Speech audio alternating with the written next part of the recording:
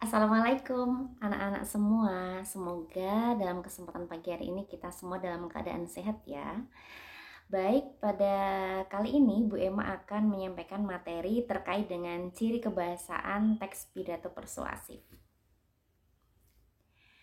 Ciri kebahasaan teks pidato persuasif paling tidak ada 6. Yang pertama adalah kalimat aktif, yang kedua kata tugas, yang ketiga kosakata emotif, yang keempat kosakata bidang ilmu atau yang biasa kita sebut dengan istilah. Kemudian yang kelima sinonim, dan yang terakhir adalah kata benda abstrak. Apa itu kalimat aktif? Ya, kalimat aktif itu merupakan kalimat yang subjeknya itu aktif, melakukan kegiatan atau aktivitas. Biasanya kita lihat dari predikatnya ya, atau kata kerjanya. Itu dia aktif. Contohnya, rakyat Indonesia memiliki semangat kebersamaan atau gotong royong yang sudah diakui oleh dunia. Di sini ada kata kerja memiliki. Jadi subjeknya adalah rakyat Indonesia. Dia melakukan kegiatan atau melakukan aktivitas ya, atau kata kerja predikat dari kalimat itu merupakan kata kerja aktif memiliki awalan memiliki, menyatakan, melakukan. Nah, ketika satu kalimat itu predikatnya itu diawali dengan maka bisa disimpulkan bahwa itu adalah kalimat aktif. Kemudian apa itu kata tugas?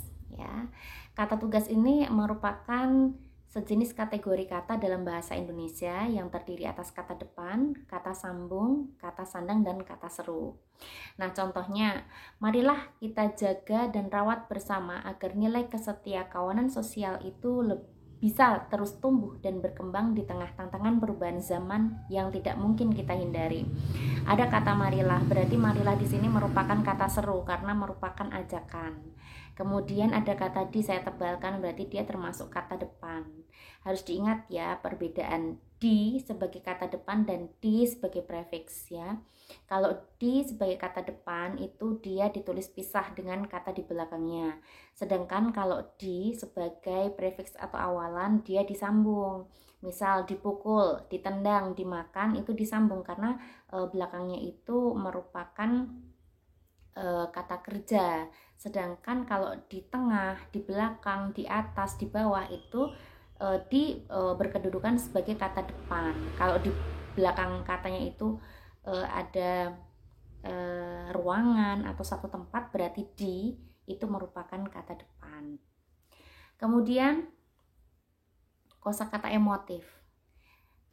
Kosakata emotif ini merupakan kosakata yang berhubungan dengan emosi atau perasaan yang bisa membuat pendengar tersentuh emosinya ketika menyimak dan membaca. Jadi kalau kita mendengar satu pidato kemudian kita merasa seperti perasaan kita tersentuh, semangat kita terbangkitkan, berarti di dalam kalimat itu terdapat kosakata emotif. Contohnya, hal itu bisa terjadi karena bangsa kita memiliki semangat kebersamaan dan gotong royong. Jadi ketika kita mendengar ini pasti ada satu rasa bangga gitu ya, karena kita disebut memiliki rasa kebersamaan dan gotong royong. Dan masih banyak kalimat yang bisa nanti kalian temukan di teks pidato persuasif lainnya. Kemudian kosakata bidang ilmu atau yang biasa kita sebut dengan istilah ya, merupakan kosakata yang lazim digunakan dalam bidang keilmuan. Jadi bisa dalam bidang biologi, fisika, dalam bidang komunikasi, dan lain sebagainya. Contohnya adalah salah satu perubahan yang begitu mencolok yang sedang kita rasakan akhir-akhir ini adalah merebaknya penggunaan media sosial seperti Facebook, Twitter, Instagram, WhatsApp, atau Telegram di tengah-tengah kehidupan kita. Nah, kata-kata yang saya cetak miring itu merupakan kata-kata yang ada dalam istilah komunikasi ya, yang baru booming ya sekarang.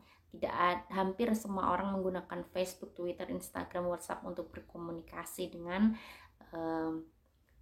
teman-temannya. Kemudian ada istilah lain lagi ya, kalau dalam kedokteran misalnya ada kata misalnya ada orang bilang COVID-19, kemudian vaksin. Nah, itu masuk dalam istilah kesehatan atau kedokteran. Vitamin gitu ya. Kemudian sinonim. Sinonim atau yang biasa kita sebut dengan padan kata, ya. Persamaan kata atau padanan kata. Padanan ya.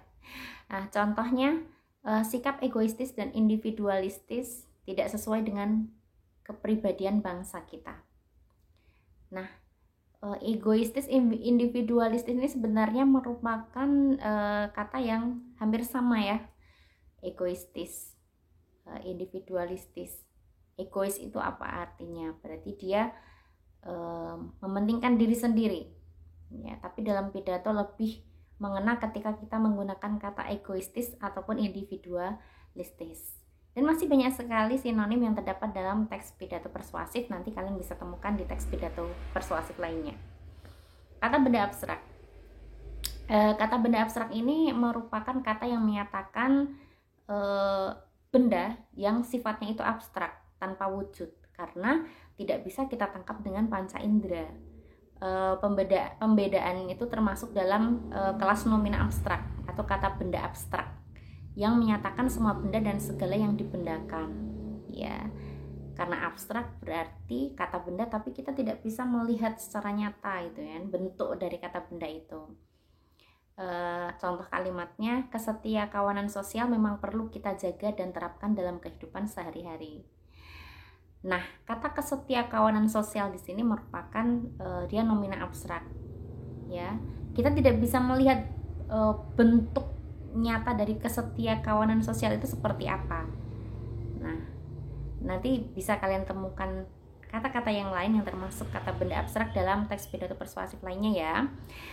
Baik, sampai di sini dulu penjelasan Bu Emma tentang unsur kebahasaan dalam teks pidato persuasif. Nah, tugas kalian adalah tolong cari contoh teks pidato persuasif, bisa di buku paket, bisa di modul, bisa dari internet. Kemudian kalian cari unsur kebahasaan dari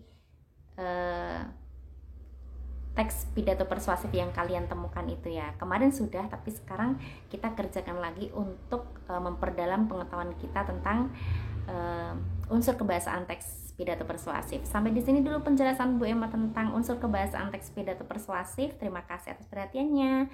Sehat selalu. Wassalamualaikum warahmatullahi wabarakatuh.